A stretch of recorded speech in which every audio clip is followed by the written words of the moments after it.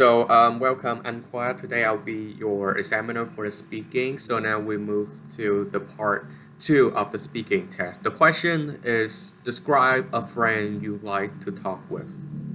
Okay, so to be honest, I'm quite a reserved person, so I don't easily open up to others. However, there's one person that I always feel comfortable during whenever I feel overwhelmed. Yeah, her name is Như, and she is probably the one who understands me on a deeper level than anyone else.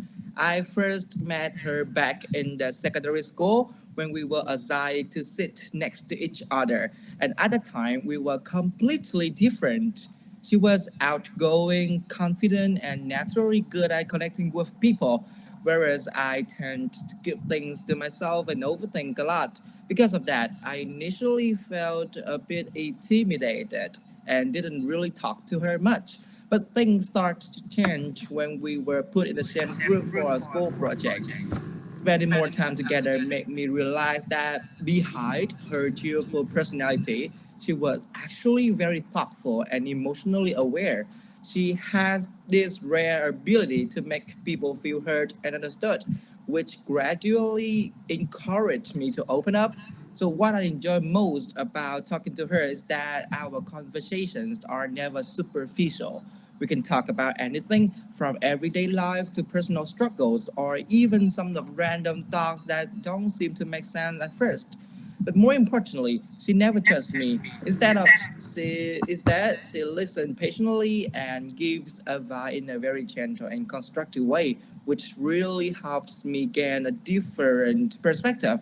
And we have been friends for over a decade now. And like any long term friendship, we have had our fair share of misunderstandings. But what makes our bond strong is that we are both willing to work things out rather than walk away. So even though we are currently living in a different parts of Vietnam, we still keep in touch regularly. And for me, she is not just a close friend, but also someone I can rely on emotionally. And honestly, I feel incredibly grateful to have her in my life. Yeah, that's all my topic. Now we'll move on to the part three. So your first question is what do young people talk about when they meet up? Well, from what I have observed, most young people tend to talk about things that are closely related to their daily lives, such as school, work, relationships, or future plans. In addition, trending topics also play a significant role in conversations. Social media, celebrities, or viral content often become a common ground for discussions, especially among teenagers. However, I think that the nature of the conversation changes depending on how close the relationship is. When people are not very close, they usually stick to light topics. But when it comes to close friends, the conversations tend to be more meaningful, involving personal feelings, concerns, or even the life perspectives. In my opinion, those deeper conversations are what really strengthen a friendship. Yeah. Okay. So your second question is do you think people should be honest when talking with friends?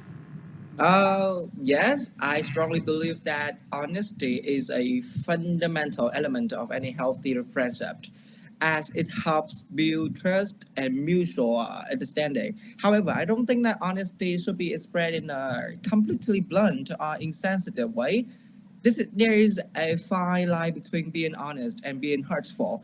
If someone is too direct, their words might come across as criticisms rather than support. So, in my opinion, honesty should always be accompanied by empathy. It is important to consider how the other person might feel and to communicate in a way that is both trustful and respectful. So, this balance is what helps maintain a long lasting relationships. Yeah. Okay. So your last question is on what occasions do people talk with strangers?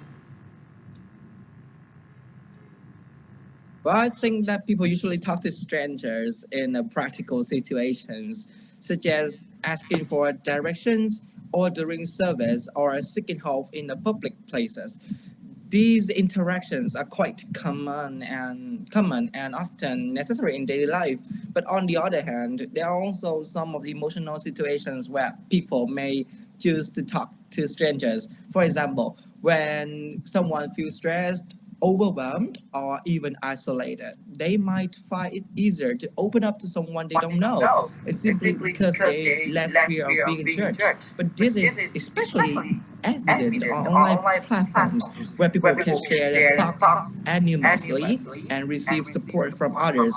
But personally, I think this can be beneficial to some extent as it allows individuals to release their emotions. However, this is important to remain cautious, yeah, because particularly when interacting with strangers online.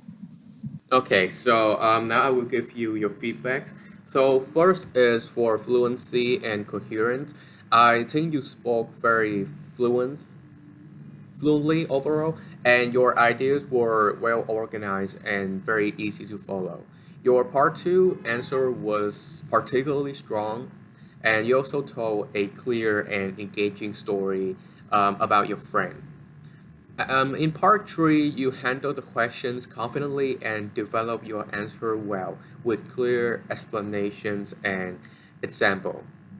But sometimes you follow a slightly predictable structure. So adding a bit more spontaneity or variations in your introduced idea could make your speech sound more natural and less rehearsed. It sounds less systematic. So for next is for lexical resource. Your vocabulary range is strong and appropriate for good band score, and you use many natural and precise expressions, which help your speech sounds both fluent and expressive. You also show good control of some advanced phrases, like I heard that you use fundamental element, mutual understanding, a fine line between, and yeah, in part three, it also happened the same. In a real test, slightly simplifying or spacing them out could make you deliver sound more effortless and less constructed. Next is grammatical range and accuracy. Your grammar overall is consistently accurate, and you demonstrated a wide range of sentence structures. This is clearly a strong point in your performance, and it makes your answer sounds more sophisticated. But still, some of your sentences are still quite long, and it has too much information in one sentence. So, particularly in part three. Aside from that, breaking a few of them into shorter or more natural chunks could really improve your answer.